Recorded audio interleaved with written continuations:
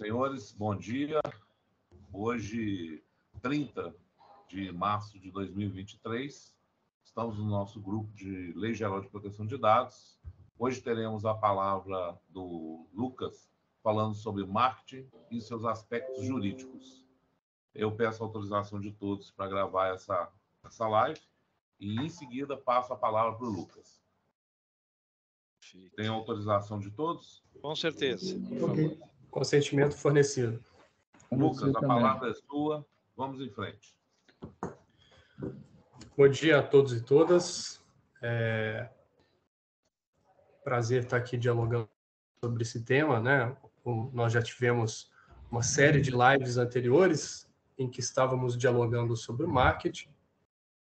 E hoje a gente vai trazer um aspecto jurídico, né? Afinal de contas, tratar de LGPD é um tema muito multidisciplinar e nesse espectro a gente tem que trazer também uma visão jurídica, uma vez que é uma legislação bem nova. Todos estão vendo a apresentação da minha tela? Sim. Ok. Perfeito. Durante a minha exposição, fiquem à vontade, às vezes, se alguém quiser, né, fazer algum breve comentário, e também já vão prestando bastante atenção, porque ao final eu vou trazer uma provocação, e aí todos do grupo fiquem à vontade para manifestar sobre essa provocação. Eu tenho o hábito de deixar a provocação em suspense e revelar ela ao final. Mas, de qualquer forma, o conteúdo da apresentação já está direcionado para essa provocação. Acredito que todos vão perceber ao longo da apresentação. O tema que nós estamos dialogando, né, obviamente, é o marketing, e é um tema de vital importância para qualquer empresa, organização, pessoa profissional liberal, enfim. Existe uma fala do Bauman, né, que se você o profissional do futuro, se ele não for visto, se ele não tiver um marketing, ele está fadado à morte. E é um fato, né? As organizações dependem do marketing para sobrevivência, para prospectar novos leads, enfim. Até o Orozimbo, salvo engano, fez uma live fantástica trazendo distinções sobre inbound marketing e outbound marketing. Então, o marketing é de vital importância para as empresas, seja qualquer empresa de um setor específico, ela deve haver um setor interno, né, caso a empresa já tenha um tamanho suficiente para comportar esse departamento, um time de marketing, por exemplo, ou as agências de marketing, que são empresas que o core business dela é exatamente o marketing e ela presta serviço para terceiros. Nesse aspecto, a nossa apresentação aqui ela vai focar nas bases legais que fundamentam esse tratamento de dados. Aqui eu fiz até um jogo de palavras, né? Base de leads, base legal. Base de leads nada mais é do que a base de dados, né? Cuja empresa vai trabalhar para gerar o marketing. E base legal é o fundamento jurídico que a LGPD traz para que a empresa possa realizar esse tratamento de dados pessoais. Então, fiz esse pequeno jogo de palavras aqui para ilustrar o tema. Uma das bases legais mais utilizadas, e talvez ela tenha tido um início um pouco exacerbado, né? Muita gente falou sobre a base legal do consentimento e, às vezes, sem ter o conhecimento. Lá, quando saiu a LGPD, nós vimos muita gente gritar para o mercado, muitos profissionais dizendo que bastava coletar o consentimento e estava cumprindo os requisitos da LGPD. Acho que qualquer um de nós aqui já tenha ouvido falar desse momento, né? Ou visto alguém achar que estava em conformidade porque estava coletando o consentimento. De qualquer forma, o consentimento é uma base legal que está lá na LGPD.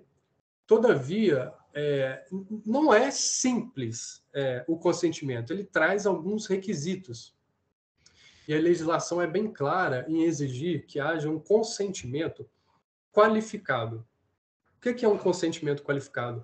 Ele tem que cumprir determinados requisitos. A gente vai adentrar posteriormente nesses requisitos. O consentimento, na realidade, ele é a principal ou uma das principais bases legais utilizadas para o tratamento de dados com a finalidade de marketing. Qualquer um de nós aqui já vivenciou a experiência de buscar um serviço. Vamos supor, eu tenho interesse num e-book, então eu tenho que preencher os meus dados, né, o e-mail, o nome, e depois eu marco num chatbox lá embaixo que eu consinto em receber as newsletters daquela organização. Basicamente, é uma espécie de consentimento. E aí, a depender do caso concreto, a gente deveria analisar se esse consentimento está cumprindo todos os requisitos. Os requisitos do consentimento, basicamente, são a manifestação livre, ou seja, livre aqui no sentido de manifestação granular. Essa expressão granular, ela diz que o titular dos dados ele não pode ficar amarrado, por exemplo, para acessar um conteúdo que ele tenha interesse. Para acessar o conteúdo, ele já dá o consentimento para propriamente acessar o conteúdo e para a organização utilizar os dados dele. Na verdade, poderia haver ali uma cisão entre o consentimento, uma separação. Ele consente para acessar o conteúdo e depois, se ele quiser, é uma manifestação livre, ele consente para aquela organização utilizar os dados pessoais. Então, essa manifestação ela seria livre nesse aspecto, de forma que o titular de dados tivesse opção entre aceitar ou não. Manifestação informada, o titular dos dados ele consente de que vai ser utilizados os dados e ele tem conhecimento para qual finalidade que aqueles dados serão utilizados. Ele tem o domínio, a consciência de que aqueles dados serão utilizados para finalidade de marketing, vai ou não compartilhar com uma outra empresa, com um parceiro comercial.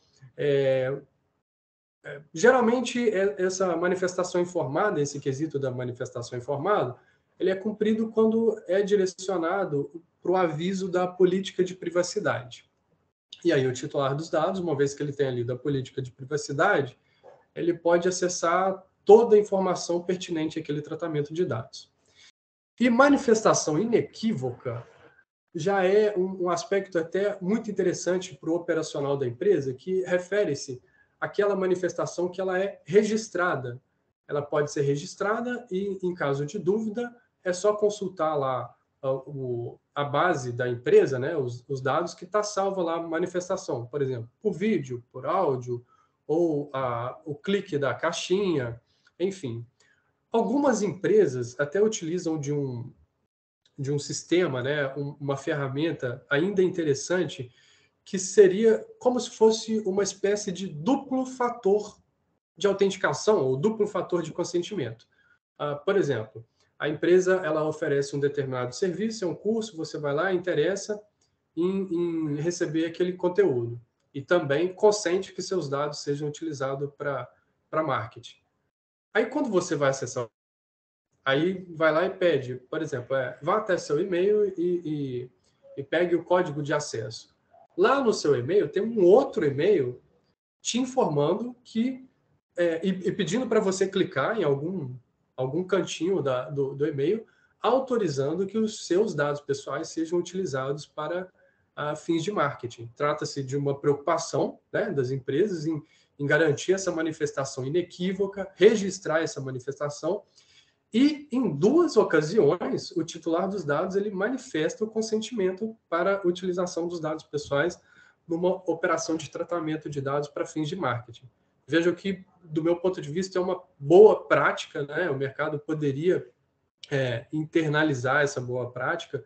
Acredito que em algum momento a NPD possa até se manifestar sobre isso, embora seja um requisito operacional, mas vale o registro aqui.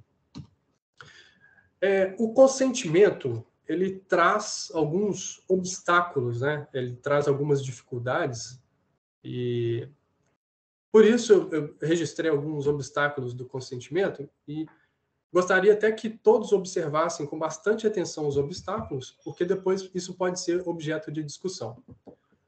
O primeiro deles é a dificuldade de coleta do consentimento. Às vezes, uma organização pequena, uma empresa pequena, por exemplo, uma farmácia do interior, ela vai ter uma dificuldade de coleta do consentimento. Ela não vai ter um procedimento automatizado para coleta desse consentimento, etc. Um outro obstáculo é a dificuldade de gestão do consentimento. Uma vez que o titular de dados tenha dado consentimento, não significa que possa haver mudança, né? A qualquer momento, o titular de dados pode ir lá revogar esse consentimento e isso vai gerar uma tarefa, uma rotina administrativa para a empresa. Se ele revogar o consentimento, né, a empresa tem que cessar imediatamente o envio das newsletters para aquele titular de dados que revogou o consentimento. Então, esse obstáculo também ele se mostra relevante, principalmente para empresas de pequeno porte. Nas minhas pesquisas, eu notei que grandes empresas utilizam uma ferramenta denominada painel de controle de privacidade, Privacy Dashboard. Perdoe meu inglês aqui, tá? E esse painel de controle de privacidade, ele permite que o próprio titular de dados ele acesse as informações sobre a privacidade, sobre o uso dos dados, e ele faça ali as alterações que ele acha pertinente. Às vezes ele manifesta lá que ele revoga o consentimento para o tratamento de dados para determinada finalidade. E com isso é uma opção, né, que as grandes empresas vêm utilizando para manter e fazer a gestão do consentimento. Eu tive acesso ao painel de controle de privacidade da minha pessoa, da Microsoft e do Google. É uma experiência muito interessante, vale a pena depois vocês acessarem lá e verificar como que funciona esse painel de controle de privacidade. Depois até o pessoal da TI, se quiser se manifestar, me informa se essa ferramenta ela é simples de ser implementada num agente de pequeno porte, né? Uma empresa menor teria condições de adquirir uma ferramenta desse porte. E também, se alguém tiver noção de valores aí, seria interessante. Do meu ponto de vista, eu considero que essa é uma ferramenta que, por enquanto, está voltada às grandes empresas. Eu ainda não consigo visualizar que pequenas empresas teriam condições ou talvez nem sabem da existência dessa ferramenta. Um terceiro obstáculo, né, é a cessação imediata do tratamento dos dados, né? Caso o titular revogue o consentimento, imediatamente tem que cessar o tratamento dos dados, e até porque é uma imposição legal, né? Afinal de contas, o titular de dados ele tem a autonomia sobre o uso dos dados, né?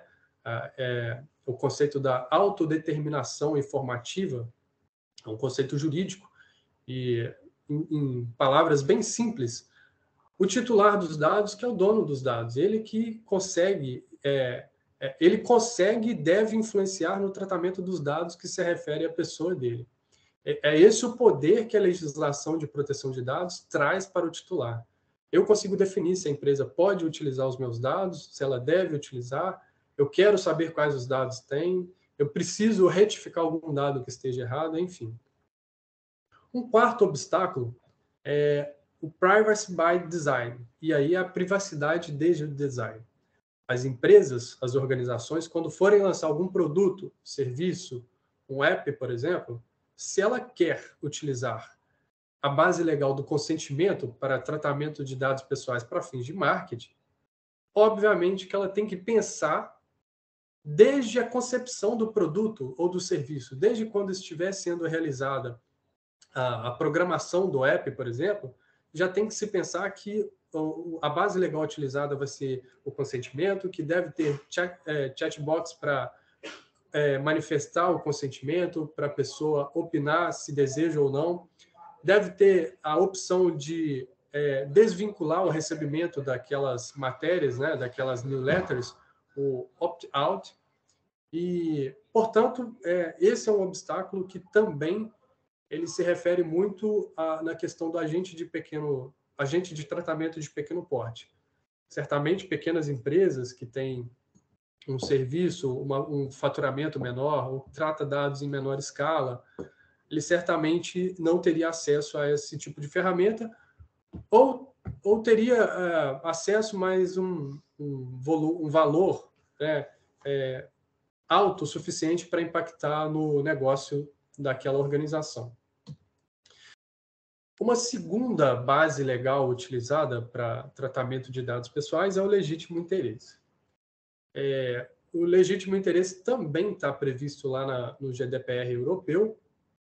E aqui eu faço uma ressalva que o legítimo interesse ele não pode ser tratado como um cheque em branco. A gente não pode achar que o legítimo interesse ele vai resolver todos os problemas que qualquer outra base legal não tenha resolvido. Às vezes, uma mudança no fluxo de tratamento de dados seja mais interessante do que uma alteração da base legal. Até porque o legítimo interesse também traz alguns obstáculos.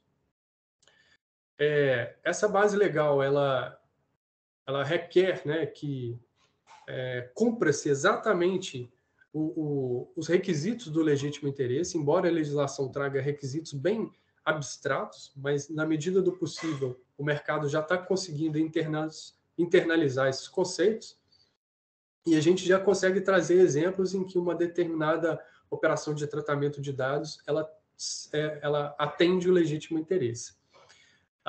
Uma das metodologias utilizadas aqui para operacionalizar o legítimo interesse no marketing, a adesão flexível, soft opt-in. E aí ela é baseada em 3 premissas. Aqui eu até trouxe escrito cada uma dessas premissas. E a primeira é observar se existe um relacionamento pré-existente, né, ou seja, anterior, entre o agente de tratamento de dados e o titular. Por exemplo, é uma plataforma de e-commerce. Aquele titular de dados, ele já comprou naquela plataforma, ele já comprou produtos, já fez cotações, enfim, existe um relacionamento pré-existente entre o agente de tratamento e o titular? E se a resposta for sim, a gente passa para o segundo quesito.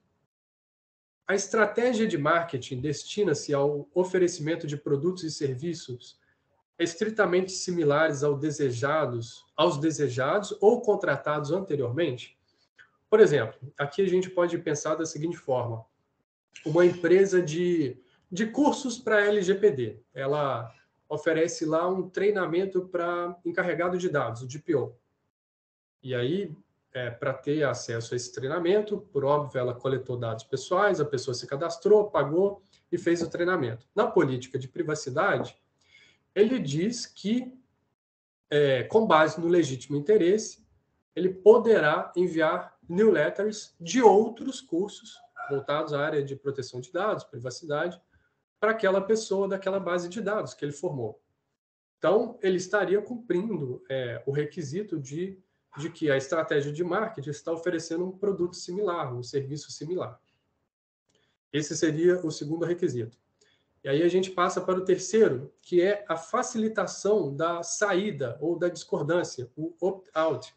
Ou seja, a partir do momento que aquela pessoa começa a receber as newsletters, é possível que ela manifeste o desejo de retirar dessa campanha, dela não receber mais aquelas informações, aquela base, aqueles leads, é possível? Então, se a resposta for sim, a gente teria cumprido os 3 requisitos para uma adesão flexível, baseada no legítimo interesse. Vejamos que nós estamos utilizando a base legal do legítimo interesse e operacionalizando o tratamento de dados com base no legítimo interesse. É um aspecto mais prático da base legal. A gente já disse que o legítimo interesse tem requisitos, né, jurídicos um pouco abstratos e tal, a gente não está discutindo isso, a gente está pensando já na parte prática do tratamento de dados. Como sempre, a base legal, cada uma delas ela tem obstáculos e cria desafios para que aquela organização possa implementar aquele tratamento de dados. Aqui no legítimo interesse, a gente teria, por exemplo, a necessidade de realizar o teste de proporcionalidade, né, ou balanceamento, ou em inglês, o LIA. Esse teste, por óbvio, vai demandar uma atuação jurídica bem intensa, juntamente com os profissionais da área de privacidade, TI, e é um requisito necessário para a utilização dessa base legal. Basicamente, esse teste ele vai verificar se o tratamento de dados ele está cumprindo a finalidade proposta, né? A necessidade daquele tratamento de dados, e aí aqui a necessidade até pensando sobre o aspecto de tratar o mínimo de dados suficiente para cumprir aquela proposta que a organização está oferecendo. E a proporcionalidade, que é verificar se não está atingindo direitos individuais do titular dos dados. Também vai haver a necessidade de elaborar um relatório de impacto, né, um DPIA, e, salvo engano, tem uma previsão na LGPD, eu não vou lembrar de cabeça o artigo, mas talvez seja o 10, parágrafo 2º ou 3º, que diz que a qualquer momento a Autoridade Nacional de Proteção de Dados poderá solicitar o relatório de impacto aos agentes de tratamento que tratam dados sensíveis ou baseados no legítimo interesse. Então, elaborar um relatório de impacto torna-se uma boa prática, afinal, em caso de fiscalização, esse documento pode ser solicitado pela ANPD. E aí, até já adiantei esse comentário, e uma observação que é um obstáculo, a meu ver, intransponível, ou transponível somente numa hipótese que eu vou mencionar, é a impossibilidade de se utilizar dados sensíveis. E aí a gente até imagina assim, mas no marketing talvez não seja comum a utilização de dados sensíveis. Ocorre que se a gente pensar numa farmácia, por exemplo, que realiza uma campanha de marketing, uma newsletter baseada no legítimo interesse, às vezes ela vai querer coletar uma determinada informação de um usuário, de um cliente, para saber se ele tem intolerância à lactose ou se ele tem alergia a determinados tipos de medicamento, etc. A forma como o titular de dados responder essa informação certamente vai caracterizar um dado sensível. Então, já de cara, a gente pode imaginar que a utilização da base legal do legítimo interesse para dados sensíveis não seria interessante. Ela seria impossível de utilizar. E aí, no caso, a gente teria que pensar na alternativa do consentimento, que foi a primeira base legal que a gente comentou e discutiu. Eu trouxe também um aspecto prático, e aí mais voltado para a área de marketing, até a respeito do sucesso, né, da campanha de marketing. Quando utiliza-se o consentimento, né, forma-se uma base de leads, uma base de dados, né, com pessoas interessadas, enganjadas na ideia, uma base mais enxuta, uma vez que a própria pessoa já manifestou interesse, já manifestou consentimento granulado, livre, a pessoa já demonstrou interesse em adquirir aquele produto ou, no mínimo, acompanhar as informações sobre o marketing daquele produto. Com isso, a gente tem uma base de leads enxuta, ou seja, são as pessoas que têm interesse naquela ideia, produto ou serviço, que estarão recebendo aquele impulsionamento, né? Quando a gente fala de legítimo interesse, não houve essa etapa do consentimento. O titular não manifestou os dados. Simplesmente a organização entendeu, com base, né, em todo esse procedimento interno, de que aquele titular poderia ter interesse naquela campanha de marketing, como também a empresa entendeu que ela teria legítimo interesse de encaminhar para aquele titular de dados.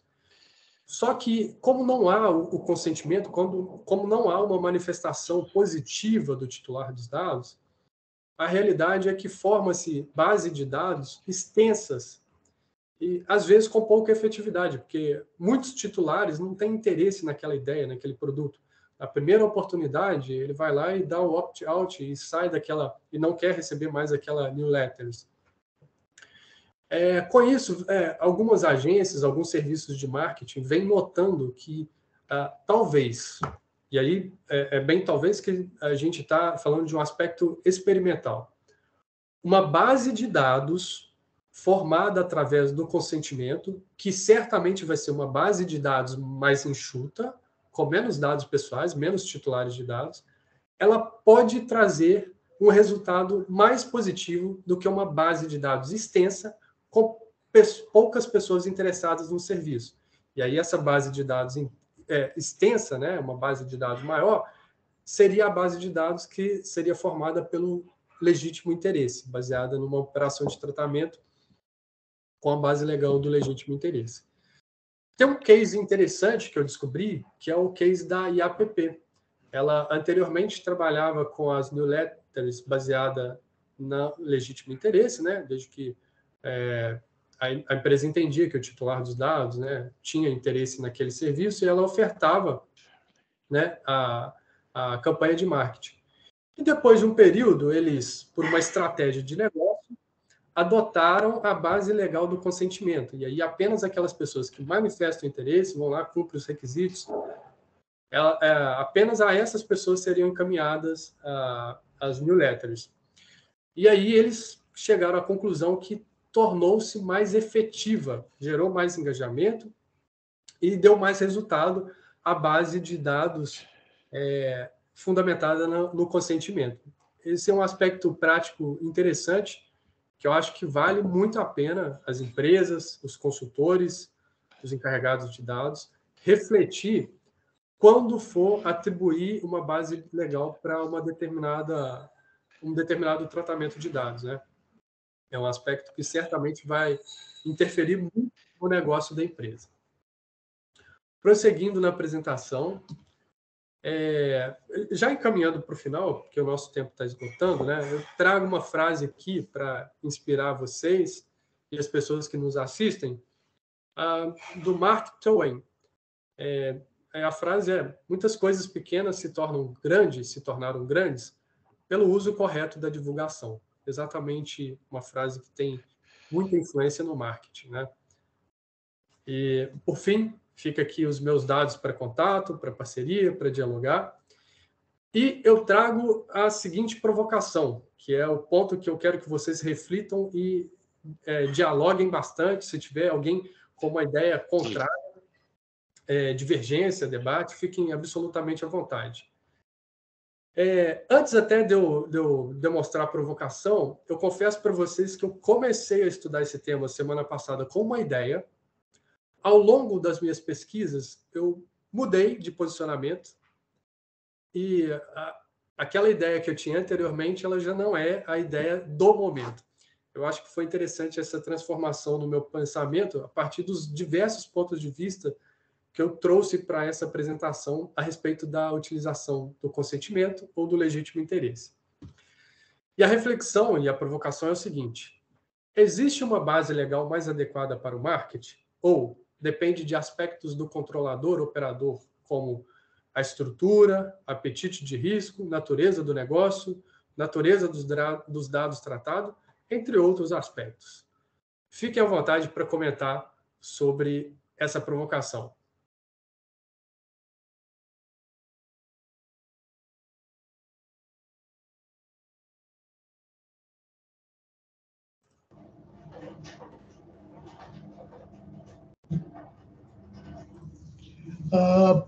Acho que foi a Jennifer que levantou a mão. Por favor, Jennifer, abre o seu microfone.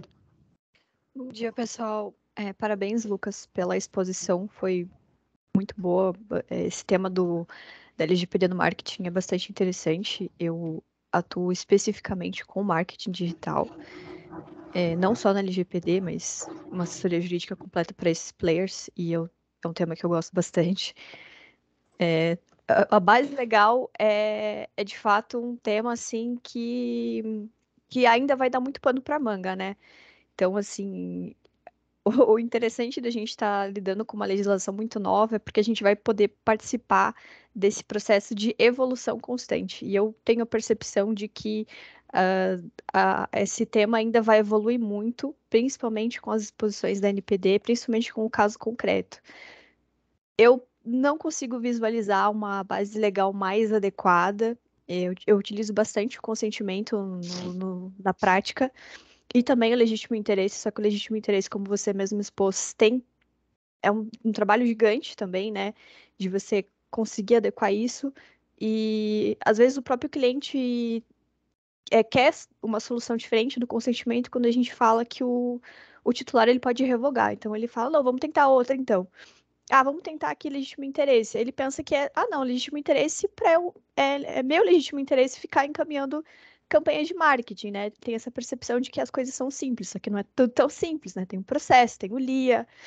Então, assim, é difícil pensar em uma mais adequada. É chão de fábrica mesmo. É você entender a realidade do seu cliente. Assim, eu tenho muito problema com automatizar tudo, né? Eu acho que você tem que, né, como advogado, acho que a gente tem essa percepção muitas vezes de você ter um trabalho mais artesanal. Às vezes isso é positivo, isso é negativo para nós advogados, mas eu gosto muito do chão de fábrica, de sentar com o cara e, não, vamos pensar na tua empresa. Às vezes o consentimento não funciona e você tem que encontrar outra base legal, mas para mim, assim, o consentimento e o legítimo interesse, de fato, são os que mais se aplicam nesse caso, e óbvio, né, quando converte essa lead e vira um consumidor, aí você já pensa em outras bases legais, aí é mais fácil, entre aspas, né? Mas é difícil, né, pensar mais adequado. É isso, obrigada, passo a palavra para os demais colegas. Obrigado, Jennifer. Lucas, eu creio que quando você tem uma base adquirida, obtida no orgânico, né, basicamente você veio lá do consentimento, né, e essa base, se você coloca ela num funil de vendas, né, é uma base muito qualificada, porque ela deu consentimento, falou, ok, eu quero receber algo de você. Né? Por outro lado, isso quando você faz os processos de inbound. Quando você faz de outbound, né, ou você tem aquelas famosas listas frias, né, que você vai esquentar, você vai ter todo aquele trabalho, você tem um volume muito extenso e você vai passar por um funil. Né? No final, né, você vai ter uma base muito pequena e também vai ser qualificada, porque aquele pessoal que é a base anteriormente, antes até de LGPD, porque tem empresa aí que tem base de dados aí de 5, de 10 anos atrás. Eventualmente, até então, tem muita empresa lançando campanha aí aos montes, né? Sem saber de LGPD, não quer nem saber. Mas se você trata dentro da visão LGPD, você tem toda essa base extensa, generalista, e você vai, né, utilizando as bases legais, você vai filtrando, né, você coloca dentro daquele funil. No final, você também vai ter uma lista bastante interessante, tanto quanto a orgânica. Né? Então, acho que um lado, o outro, aquela reflexão que você colocou, né? Acho que tanto o fato orgânico quanto o fato generalista, em relação às listas, essa base de leads, eu acho que o grande mérito da empresa é trabalhar adequadamente, utilizar as ferramentas certas de um lado e do outro, trabalhar o consentimento, legítimo interesse, para no final, né, lá embaixo, depois que você torce tudo mais, né, de 5.000 leads que você tinha, hoje você tem 800 lá, mas são leads que você interage, que você vende, né? Aquele pessoal que tá correspondendo, né, ao propósito da empresa. Eu acho que é por aí. Hugo, abre o seu microfone, por favor.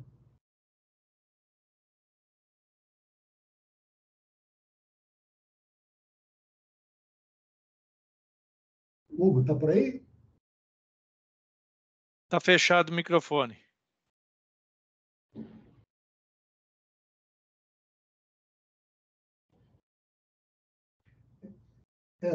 Ainda não te ouvimos, Hugo.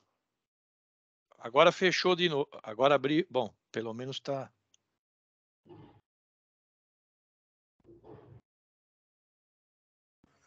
Até que o Hugo se resolva lá, eu ia comentar mais o seguinte.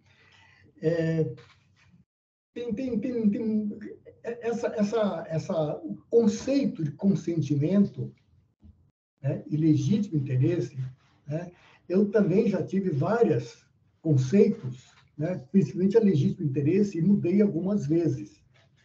Né? Hoje, você me passou colocou alguns conceitos aqui que vou ter que rever de novo. Né? Eu vou ter que... Aquele livro lá do Doneda, tem algum capítulo lá que ele fala isso a respeito, eu vou ter que ler, né? E adequar isso que você colocou hoje. Né? Então, o pessoal que trabalha com produção de dados, eu sempre recomendo, né? E o Lucas, eu sei que ela assina embaixo, o Proteção de Dados, o livro do Daniel Doneda, que nos deixou há pouco tempo. É um excelente livro, tá? Não é um livro assim técnico, né? Ele é um livro que conta, não é também uma história assim, mas é uma literatura da LGPD. É uma coisa muito legal, realmente vale a pena, tá? Para quem Salvo engano, o nome é Da Privacidade à Proteção de Dados, correto? Da privacidade à proteção de dados. Todo profissional tem que ter. Fantástico, uma literatura mandatória para nós. Aqui, ó. Isso mesmo. Cara, esse livro eu recomendo a todos. E essa coisa de legítimo interesse, isso vem mudando ao longo dos tempos. Eu já ouvi lives, já assisti webinários, já assisti lives de profissionais muito conceituados no mercado, tá? Terem posições extremamente opostas. Um fala legítimo interesse na área do marketing não deveria existir. Né? Você hoje, né? Eu já vi de outros profissionais que deram um entendimento racional, lógico, né? De como que você pode usar assim o legítimo interesse. Né? Eu sou ainda bastante restrito ao legítimo interesse. Né? Eu acho que o consentimento ele funciona de forma mais orgânica, ele funciona de forma mais assertiva. Daniela, por favor, abre o seu microfone. Bom dia, pessoal. Bom dia. Queria parabenizar o Lucas aí pela apresentação. Foi bem certeiro em todos os pontos que ele tocou. Concordo muito com o que a Jennifer trouxe também, a respeito desse ponto da gente, às vezes, ficar ali fazendo o papel de tentar balizar o que o pessoal do marketing quer fazer e o que a legislação permite fazer, né? Eu já tive a oportunidade de trabalhar diretamente com uma equipe de marketing que, quando eu comecei a fazer o nosso famoso treinamento, né, o pessoal já foi assim, se descabelando, não vou poder fazer isso, não vou poder fazer aquilo, não vou poder mandar os e-mails, não vou poder disparar mensagem no WhatsApp, meus grupos de lead, meus não sei o quê, o pessoal já foi assim, desesperando, né, e uma coisa que eu sempre ressaltei muito é que a legislação ela não vem para impedir ninguém de fazer nada, né? Mas sim para a gente regulamentar o que a gente já vem fazendo. Então, o que precisar ser reformado, tem que ser reformado. Mas não é uma legislação para impedir nada, inclusive ela vem para fomentar, né? Para fomentar a economia, para fomentar as empresas, as tecnologias. Então, assim, é um papel bem complicado, às vezes, que a gente precisa fazer, porque o pessoal estava muito acostumado à carta branca, né? O céu é o limite, então vou fazer os disparos, vou aqui usar combinação entre as plataformas, vou utilizar profiling, vou utilizar uma série de coisas sem muita restrição.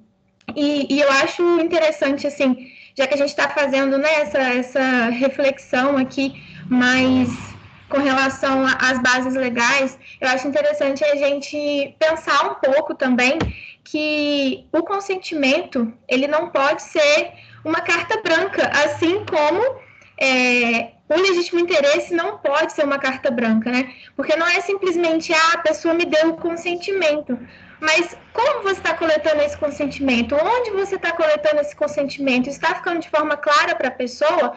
Essa coleta, ela está sendo legítima? Ou você está obrigando a pessoa a preencher uma checkbox quando você manda um material para ela, um material complementar, né? Que é muito comum a gente, baixa aqui um material gratuito. Aí, quando a gente chega lá para baixar o material, eu sou obrigada a marcar uma checkbox falando que eu aceito receber mensagem no meu WhatsApp, né? Então, assim, tô dando consentimento para duas coisas diferentes na mesma checkbox, o que a gente sabe que não pode. Então, assim, de que forma a gente tem que pensar também, como que a gente está coletando esse consentimento, né? Não só em questões de prestar contas para a NPD depois, né, de armazenamento, etc., mas também na questão de ser transparente com o titular, né? Porque se for uma coleta também que não está sendo legítima, que não está sendo válida, é um pouco hipócrita da nossa parte, né? Falar assim, posso fazer tudo porque a pessoa me deu o consentimento dela, então agora eu vou mandar mensagem para ela até meia-noite, 2 horas da manhã, não tem problema nenhum, né? Então, assim, já que a gente está fazendo essa reflexão, também é importante a gente pensar que não pode ser uma espécie de vale tudo, né? E, às vezes, a gente ainda se depara com estratégias um tanto agressivas, né? Assim, a partir da concepção do titular, né? Então, uma coisa que eu sempre penso quando eu estou lidando com esse tipo de situação como eu gostaria de estar recebendo essa mensagem, como eu gostaria de estar sendo tratada no meu relacionamento com o serviço X, com o serviço Y, né? Porque não é só sobre estar enquadrado dentro da legislação, mas também sobre experiência do usuário, sobre legitimidade, sobre essa questão de ter um bom senso realmente, de fato, ali com o seu consumidor, né? Porque muitas vezes, os times, né, quando a gente lida com empresas, às vezes os times, eles estão tão concentrados na tarefa que eles fazem, que eles esquecem de olhar o macro, né? Então, eu acho que o profissional de proteção de dados também, ele tem que ter esse feeling de negócios, ele tem que olhar para o negócio e conseguir traçar estratégias e conseguir pensar no macro em todos os times, ele não pode ter uma viseira, né? Então, acho que eram mais ou menos essas contribuições que eu queria trazer para a gente. Ô, Daniela, brilhante o seu comentário, né? Voltando o comentário da Jennifer também, eu concordo muito.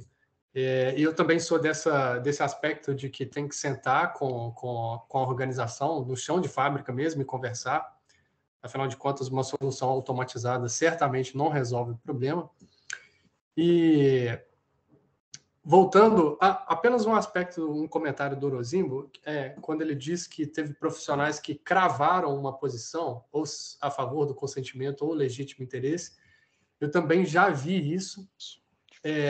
Eu não gostava de cravar muito essa posição, até no dia que nós tivemos uma conversa aqui, após uma live, eu falei, embora eu não gosto muito de achar que uma é melhor do que a outra, eu tinha uma determinada opinião de que uma era superior à outra quando se tratava de atividade de marketing, mas quando eu comecei a trazer os materiais, né, para essa apresentação, eu mudei exatamente essa concepção que eu tinha.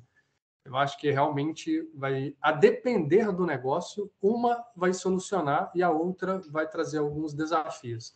Então, vai depender de fatores bem específicos do caso concreto.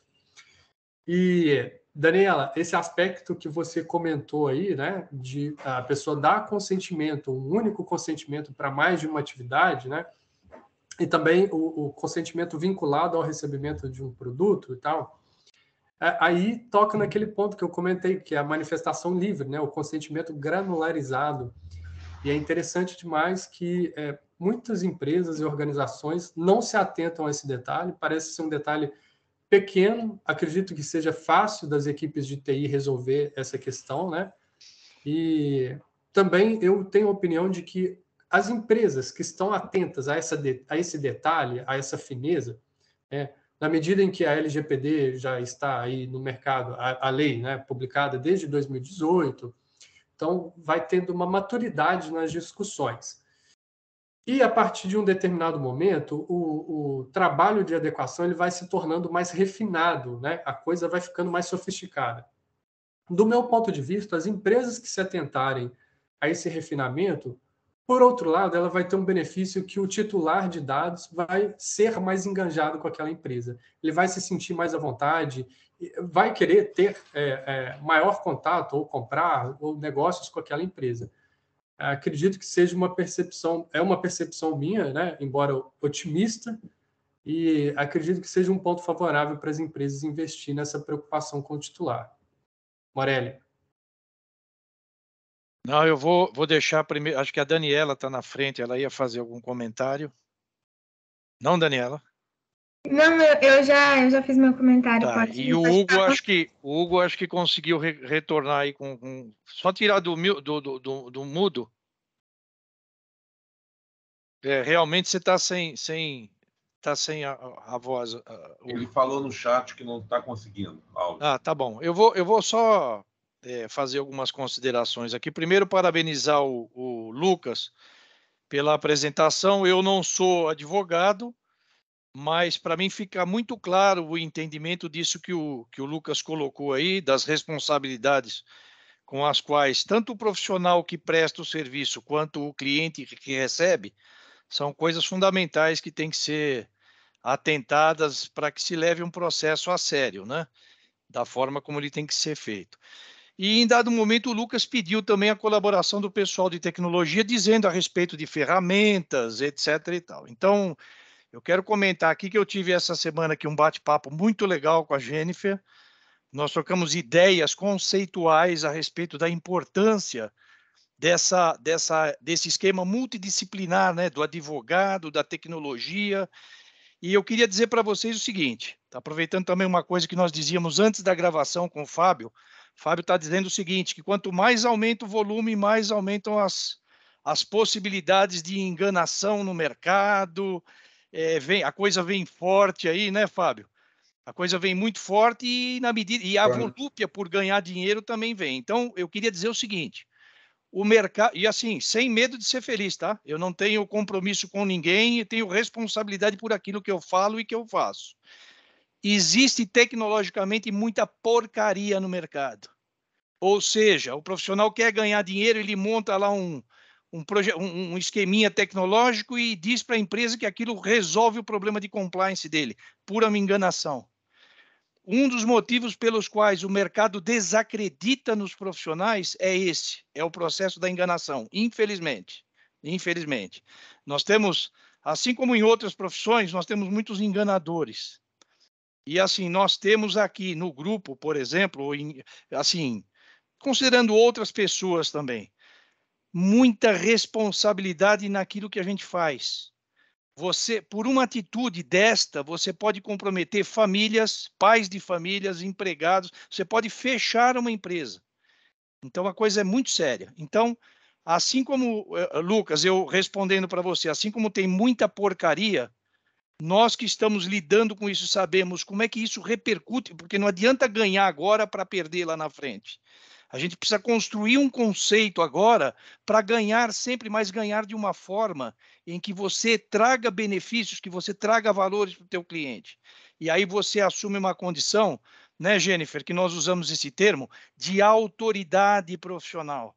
Não só de autoridade profissional, como de autoridade de conhecimento daquilo que você está falando. Então, para responder a sua pergunta, Lucas, existem sim ferramentas muito completas.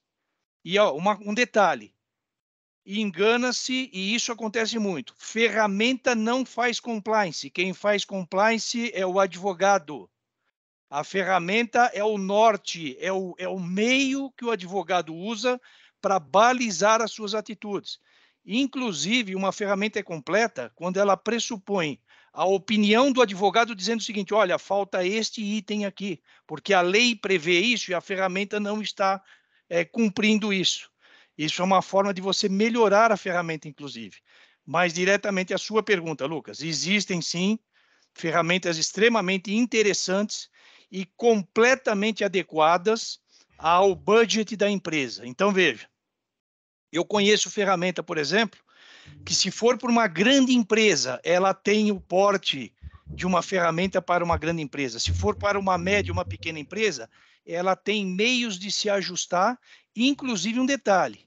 ela pode se ajustar dependendo do grau de maturidade da empresa. Às vezes, a empresa ela pega a ferramenta, ela vê que ela tem a maioria dos processos que estão inseridos na plataforma, ela já desenvolve, mas falta alguma coisinha, então a ferramenta tem que dar essa possibilidade de você conter só esta, não comprar a ferramenta inteira, porque o resto você já tem. Então, você pega da ferramenta apenas aquilo que completa o seu processo de compliance.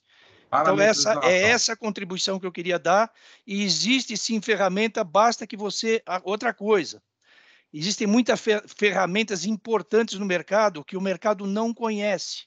O mercado tem que se abrir a ouvir.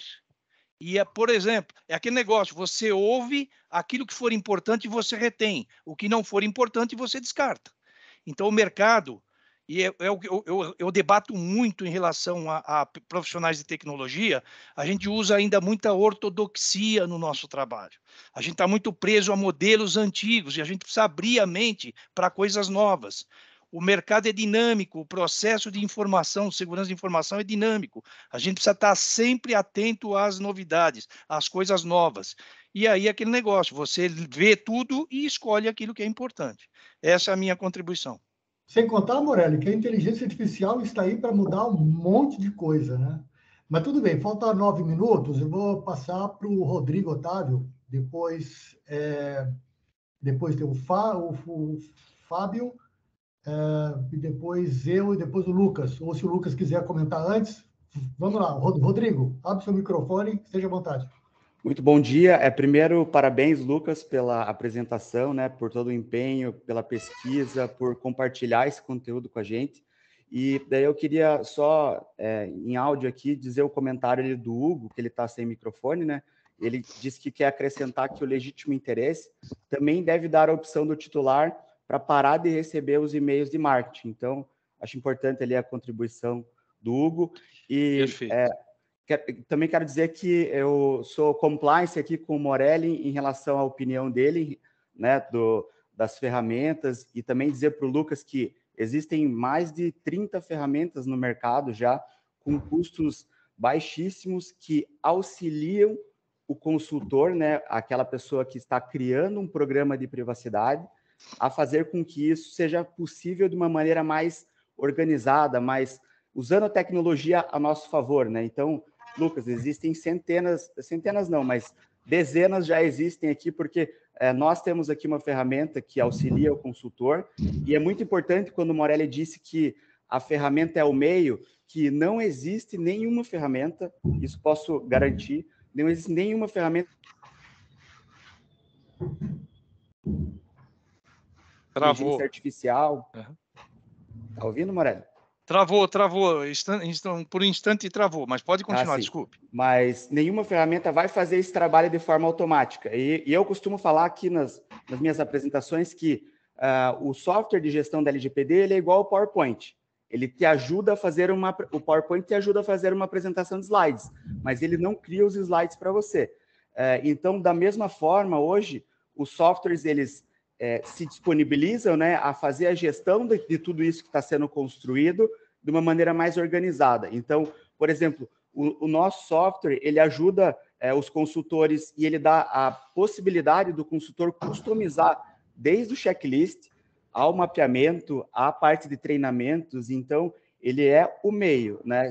Um bom consultor consegue utilizar a nossa ferramenta e criar um excelente programa de privacidade, mas um consultor que tem uma pequena experiência, ele ainda vai ter dificuldades, porque a ferramenta não faz milagres. E é muito importante dizer que num programa da LGPD, que é multidisciplinar, que a gente precisa do apoio jurídico, a gente precisa do apoio do especialista da segurança da informação, isso precisa ser organizado de uma maneira sintetizada, né, em conjunto, a gente tem que ter planos de ação, tem que ter o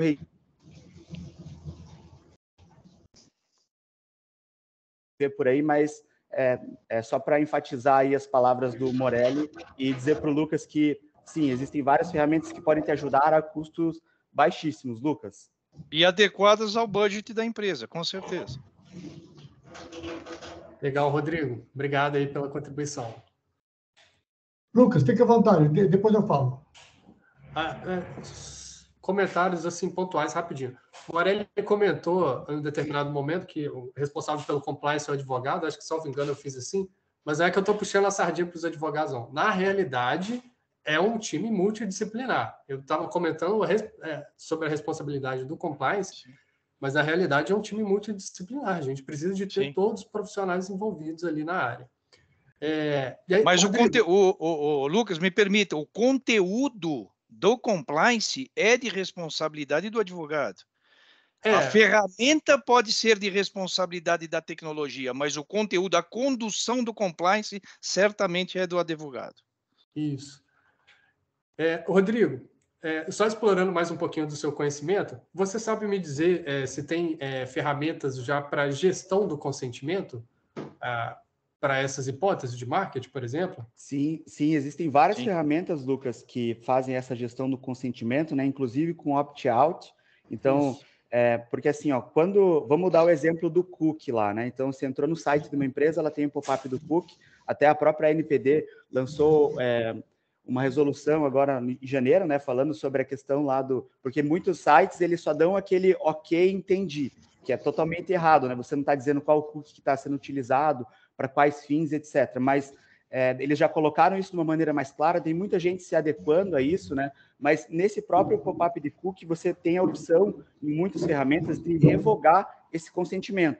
Eu aceitei todos os cookies na primeira vez que eu fui ao site, mas agora não quero mais que eles tenham acesso a determinadas informações, então eu posso entrar lá, geralmente fica um menu flutuante, e aí você pode entrar lá e revogar o consentimento. Então, existem várias ferramentas que fazem isso, tá? Sim. E eu até posso mencionar, junto com a Opto, né, que a Adopt, que é uma aplicação que faz isso, a OneTrust, que todo mundo deve conhecer, né? Ela tem essa opção de revogar o consentimento. A própria Privacy Tool, se não me engano, tem já também esse recurso. Então, várias ferramentas fazem isso, tá? E na maioria delas também existe esse portal de comunicação com o encarregado, que é onde você entra lá, tem um link desse portal, e aí você pode dizer lá o que você quer, se você quer consultar os dados ou alterar esses dados, e tem algumas ferramentas até que já fazem com que você possa fazer um login dentro da própria ferramenta e analisar lá quais são os seus dados pessoais e quando que eles são utilizados, tá? Então, é o painel de controle de isso, que é o que você mencionou ali, exatamente. Show de bola. Obrigado.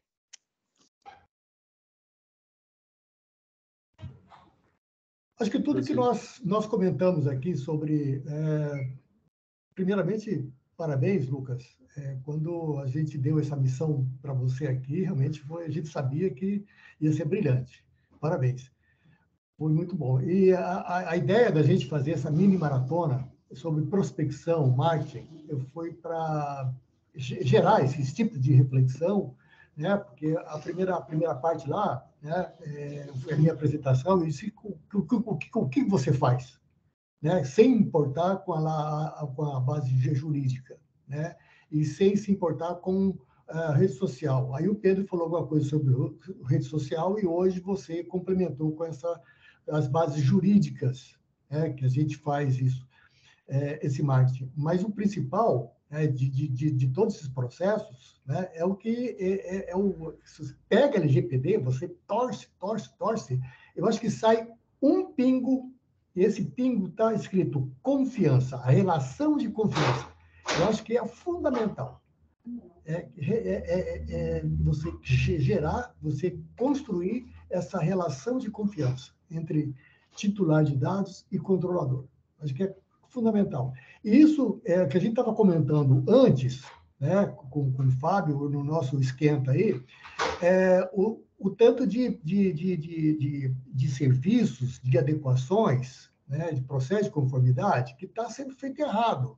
É por isso que eu defendo muito, né, em todas as oportunidades que eu posso, em todos os processos de empresa que você vai fazer, a adequação, em todos os departamentos, né, e estarem também presentes o aspecto multidisciplinar. Porque só o advogado, ele vai falar, só a pessoa da área de direito, ele vai falar lá no RH, sem alguém do TI junto, sem alguém, de repente, que faz o compliance ou o processo também junto. Porque surgem questões ali, né, que um e outro tem que responder. Então, essa coisa de multidisciplinar não é que chegar lá na frente, cada um assina o relatório. Não. Todo o projeto, seja ele seja ele informatizado ou não, só planilha, todos os departamentos que você passar, que você discutir, tem que estar em todo o tempo, ou boa parte do tempo, profissionais para discutir o que está acontecendo ali.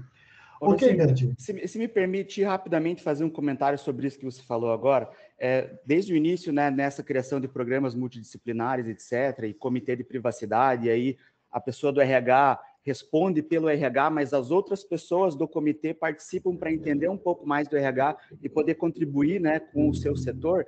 Isso é fantástico na teoria. O que eu tenho visto muito na prática é muitas empresas e consultores, pela agenda ser conturbada da empresa, cada um responde da sua área de forma individual. Eu acho que isso, assim, empobrece o programa de privacidade, porque se a pessoa do RH só fala sobre o RH, a pessoa do marketing só fala do marketing, mas não tem a experiência dos outros setores, aquilo não evolui o programa, né, como deveria e como poderia. Então, fica aqui um pouco da minha indignação, pelo que eu tenho visto, assim, em muitos lugares, de cada um falando sobre a sua área isoladamente, né, sem essa troca. Rodrigo, deixa eu só acrescentar uma coisinha rápida no que você falou. Independente do porte da empresa, as empresas precisam começar a conhecer o conceito de governança. Verdade. Dante, é com você, meu jovem. Gente, dentro do nosso compromisso de encerrar às 10, chegou o nosso horário. Queria parabenizar o Lucas Mota pela excelente explanação dele e convidar a todos vocês para a próxima quinta-feira estarmos juntos, engrandecendo esse grupo, ok? Dante, nós vamos fazer o agradecimento lá que o Fábio pediu, né? A professora, né? E já postei ali já, ok, grupo. perfeito. Tá? As fotos estão postadas já. Tá? Okay. Eu agradeço a todos e espero tê-los quinta-feira que vem. Tá, joia? Com certeza. Ok. Obrigado, pessoal. Assim. Até a próxima. Um abraço a todos, bom final de semana a todos. Tchau. Bom dia, obrigado. Tchau, pessoal. Obrigado. Obrigada. Valeu, obrigado.